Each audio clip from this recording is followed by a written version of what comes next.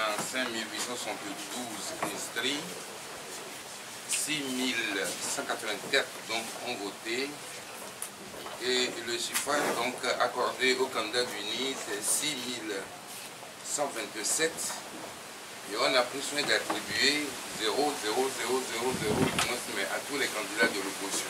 Je pense que déjà donc sur là où donc le candidat d'UNIR donc totalise 6127.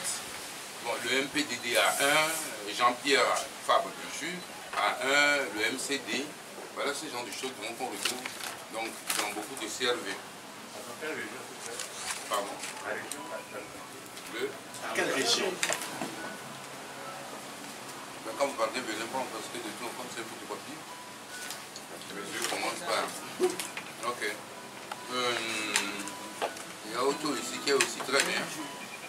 Dans une autre localité, ça je vois, donc dans un CRV, EPC Woudani, jour de vote numéro 1, il y a 308 inscrits, et donc sur les 308 qui ont inscrit, tous les autres candidats ont 0,0, tous les 308 sont partis à fond. Alors si, c'est là, donc ça circule également sur la toile, c'est quelqu'un qui m'a envoyé ça ce matin dans le message, avant qu'on nous retrouve. Et ça tellement, et il y en a tellement que on doit se poser des questions, que même si nos propres délégués dans les bureaux de vote, s'ils ne sont pas chassés, pourquoi de toute façon au moins ils n'ont pas apporté leur seule voix. Donc les 0,0, attribution 0,0, il y en a plein. Il y a également donc, des PV qu'on a reçus. Vous avez le nombre de délégués, mais il n'y a aucun chiffre. Le PV est vierge. Ça veut dire quoi?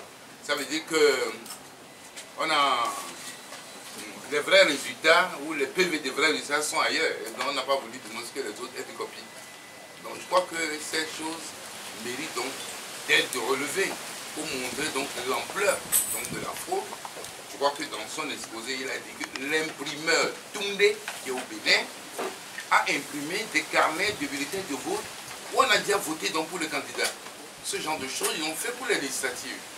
Et on fait pour les législatives parce que quand on a désigné quel est le positionnement du candidat sur le bulletin unique, on a fait des feuilles, on a fait, on a imprimé, si vous voulez, qu'on distribue pour montrer donc, aux électeurs quel est le positionnement donc, du candidat donc, sur la liste. Donc c'est imprimé.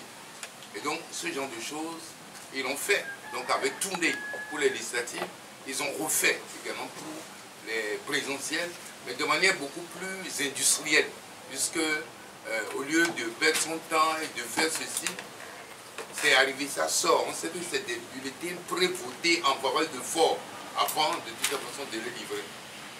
Et vous verrez sur ces bulletins-là, si on veut comparer l'encre indélébile officielle qu'on a mis de toute façon dans les urnes pour nous, dans les isoulas pour nous, de toute façon, il n'y a pas de concordance. Parce que ce qui est imprimé dans tout, ce n'est pas la même chose que quand tu trempes le doigt et que. Voilà. Donc c'est dans une chose dont nous amène, nous aussi aujourd'hui, à réclamer un décompte, bureau de vote, pas bureau de vote. Nous ne pouvons pas accepter cette victoire-là. Donc, de Fogna Singé, tout le monde sait que c'est de la fraude, par peur ou par complicité, on se tait. Et je crois quand même que c'est l'avenir de la jeunesse. C'est notre avenir également qui est en cause. Cette jeunesse-là est une caution pour nous, donc pour la stabilité, pour le développement du pays de demain. Voilà la raison pour laquelle nous avons estimé qu'il était nécessaire de partager ces informations la même fois. Et de vous informer également que nous gagnons sur la position américaine en demandant un décompte bureau de vote par bureau de vote forcé qui n'a pas gagné dans cette élection. Voilà ce que nous voulons dire.